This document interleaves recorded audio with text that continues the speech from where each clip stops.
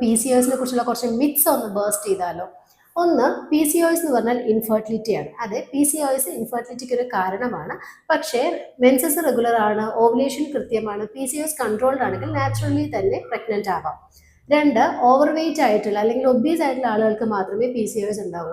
80% അങ്ങനെയാണെങ്കിലും lean P C O S എന്നൊരു വകഭേദം കൂടെയുണ്ട്. മൂന്ന്, പീരിയഡ്സ് ഇറഗുലർ ആണെങ്കിൽ അത് പി സി ഒ എസ് ആണ്. പി സി ഒ എസ് എന്ന് പറഞ്ഞാൽ പോളിസിസ്റ്റിക് ഓവേറിയൻ സിൻഡ്രോം എന്നാണ്. അതായത് മൾട്ടി സിസ്റ്റം അല്ലെങ്കിൽ മൾട്ടി ഓർഗൻസിനെ എഫക്ട് ചെയ്യുന്നത് കൊണ്ട് തന്നെ പീരിയഡ്സ് റെഗുലർ ആണെങ്കിലും പി സി ഒ എസ് ഉണ്ടാവാം. ചിലപ്പോൾ സ്കാൻ ചെയ്യുമ്പോൾ മാത്രമേ അത് അറിയുകയുള്ളൂ. ഇനി പ്രഗ്നൻസി അല്ലെങ്കിൽ ഡെലിവറി കഴിഞ്ഞു കഴിഞ്ഞാൽ P C O S controlled ആവും. ഇതും തെറ്റായ ഒരു ധാരണയാണ്. പ്രഗ്നൻസി കഴിഞ്ഞ പീരീഡ്സ് ആവുമ്പോൾ ചിലപ്പോൾ കുറച്ച് നാളത്തേക്ക് പീരീഡ്സ് കറക്റ്റ് ആയിരിക്കാം, പക്ഷേ പി സി ഒ എസ് മാറില്ല. ബർത്ത് കൺട്രോൾ പിൽസ് എടുത്തു കഴിഞ്ഞിട്ടുണ്ടെങ്കിൽ പീരീഡ്സ് കറക്റ്റ് ആവാനുള്ള പിൽസ് എടുത്തു കഴിഞ്ഞാൽ പി സി ഒ എസ് മാറും.